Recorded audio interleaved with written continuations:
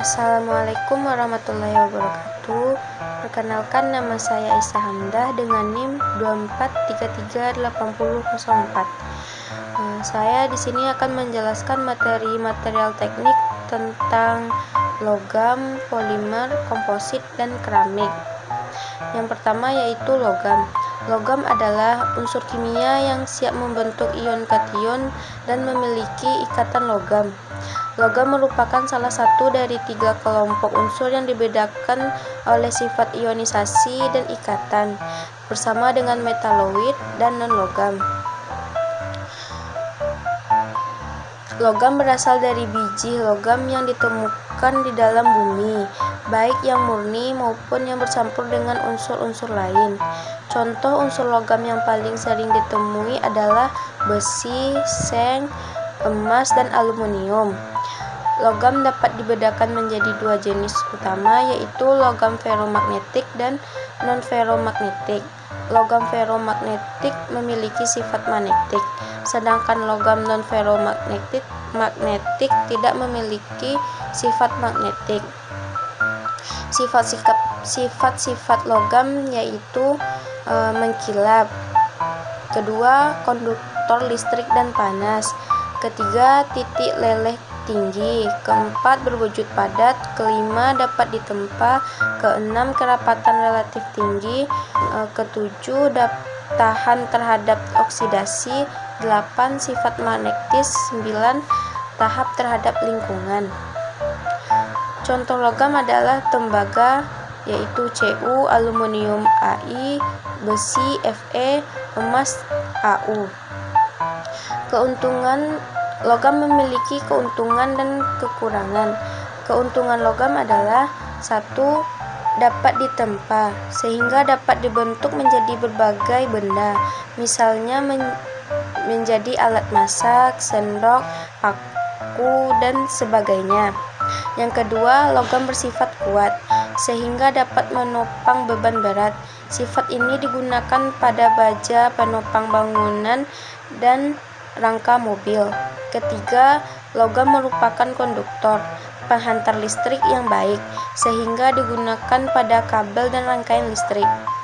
Kekurangan logam yaitu 1. Dapat berkarat atau mengalami korosi yang terjadi ketika logam bereaksi dengan oksigen atau air. 2. Karena merupakan penghantar listrik, bila bagian logam terpegang, maka dapat menyebabkan kita tersengat. Yang ketiga yaitu logam berat, seperti timbal dan merkuri, bila masuk ke dalam tubuh dapat merusak sel dan organ tubuh, menyebabkan penyakit dan kematian.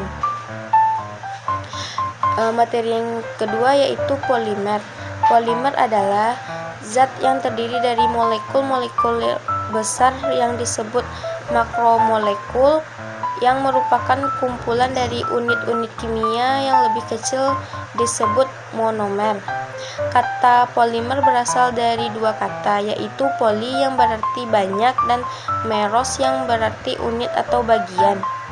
Polimer dapat berupa bahan alami atau sintetis dan memiliki berbagai sifat fisik dan kimia. Polimer memiliki massa molekul yang sangat besar dan banyak digunakan dalam kehidupan sehari-hari. Contoh polimer yaitu plastik, DNA, termoplastik, dan termoset. Polimer umumnya dikenal sebagai bahan non-konduktor atau isolator. Namun, penelitian polimer telah menemukan berbagai macam polimer konduktor dan semikonduktor. Contoh polimer yaitu polimer alami seperti karet, protein, selulosa, dan sutra, serta polimer sintetis seperti plastik, nilon, poliuretana, polyester, teflon, dan epoksi. Sifat polimer yaitu 1. Elastis sehingga tidak mudah rusak. 2. Tahap terhadap korosi. 3. Tahan panas dan listrik. 4. Bobotnya ringan karena rasio volume yang kecil. 5. Kuat dan sulit meleleh. 6. Kelenturan dan kekakuan. 7. Kekuatan tarik dan tekan. 8. Ketahanan terhadap patahan.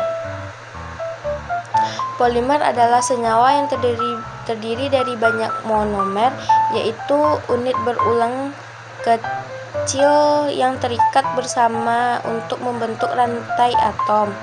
Polimer biasanya terdiri dari puluhan ribu monomer. Berdasarkan sifat terhadap panas, polimer terbagi menjadi dua jenis, yaitu termoplastik dan termoset.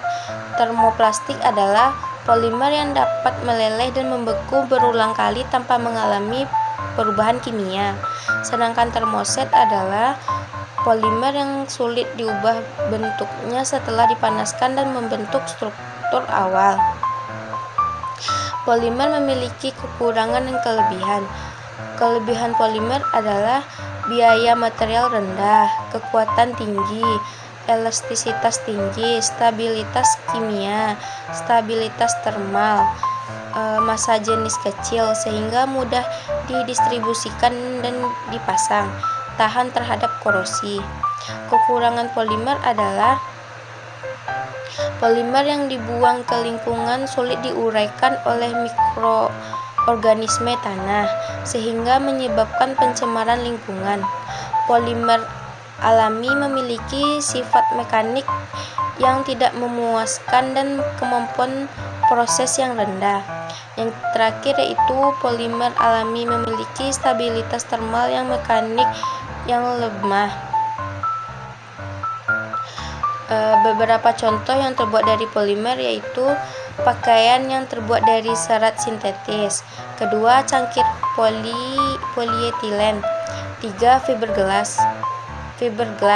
Keempat, bantalan nilon. Kelima, kantong plastik. Keenam, cat berbahan dasar polimer. Ketujuh, lem epoksi. 8. Bantalan busa poliuretan. 9. Katup jantung silikon. 10. Peralatan memasak berlapis teflon.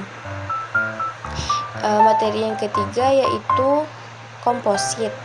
Komposit adalah materi yang dihasilkan dari penggabungan dua atau lebih material yang berbeda dengan sifat kimia atau fisika yang berbeda pula. Kata komposit berasal dari bahasa Inggris composite yang berarti gabungan. Komposit memiliki sifat baru yang lebih unggul dari komponen aslinya.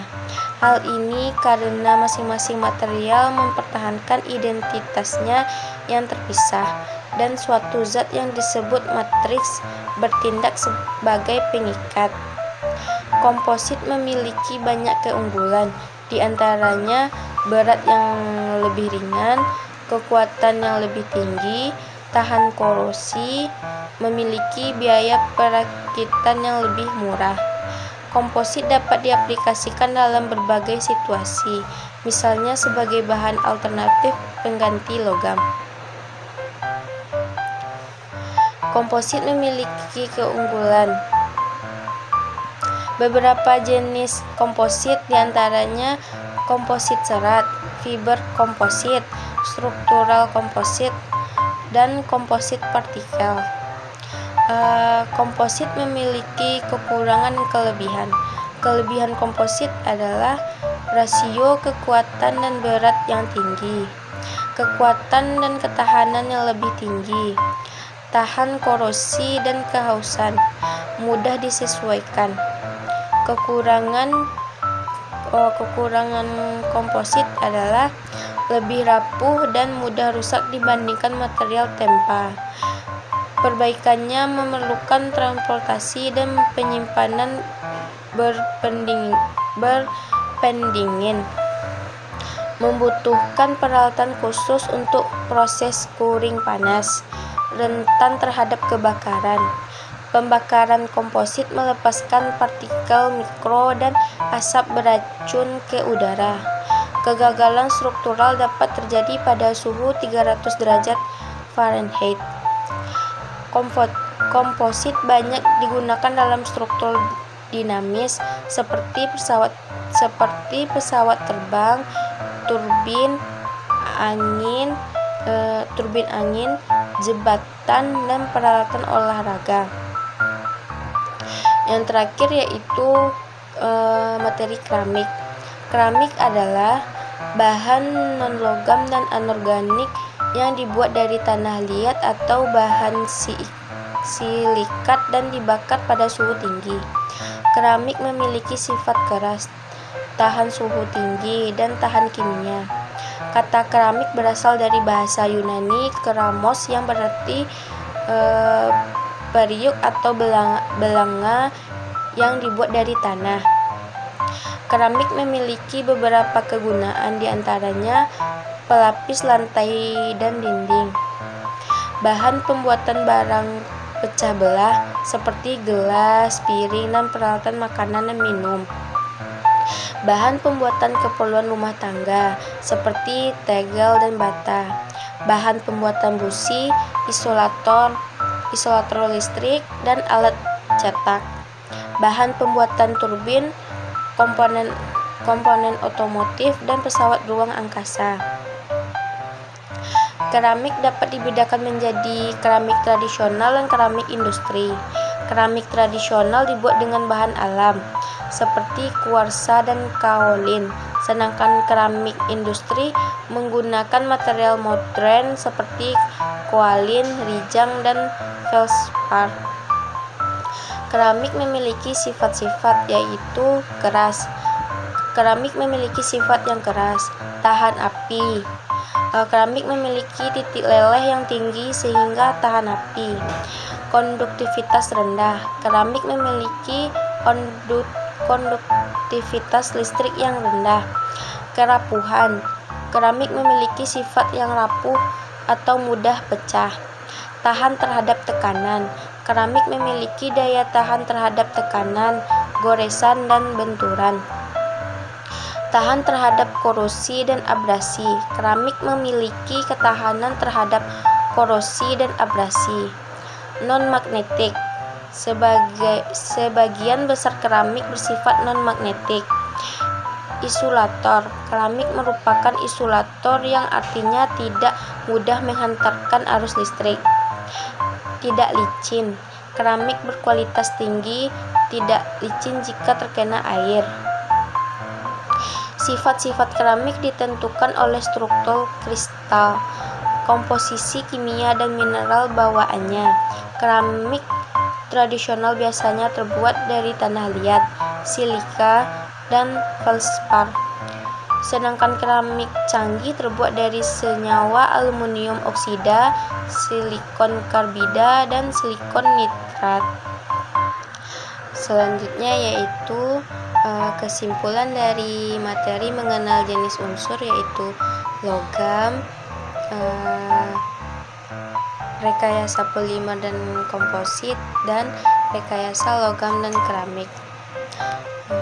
Yang pertama, logam merupakan unsur yang memiliki sifat konduktivitas listrik dan panas yang tinggi serta kuat dan bisa ditempa.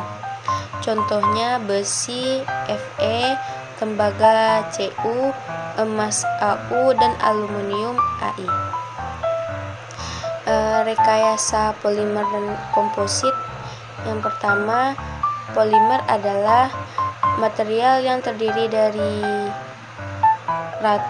rantai panjang molekul-molekul kecil monomer yang dihubungkan bersama. Contohnya plastik, karet, dan sifat sintetis. Komposit adalah materi yang terdiri dari dua atau lebih material yang digabungkan untuk mendapatkan sifat-sifat yang lebih baik. Misalnya saat karbon dan fiberglass. Yang terakhir yaitu rekayasa logam dan keramik. Rekayasa logam melibatkan pengembangan dan pemborosan logam untuk meningkatkan kekuatan, ketahanan terhadap korosi, dan sifat lainnya sesuai kebutuhan industri. Rekayasa keramik melibatkan pemanfaatan material anorganik yang non-logam dan tahan panas. Sering digunakan untuk isolator dan tahan konstruksi tahan suhu tinggi seperti porselen dan keramik teknis. Dengan memahami karakteristik dan keaplikasian dari masing-masing unsur, kita dapat dengan optimal memanfaatkannya di berbagai bidang, termasuk industri, teknologi, dan konstruksi. Baiklah, hanya sekian video dari saya akhiri dengan Assalamualaikum warahmatullahi wabarakatuh.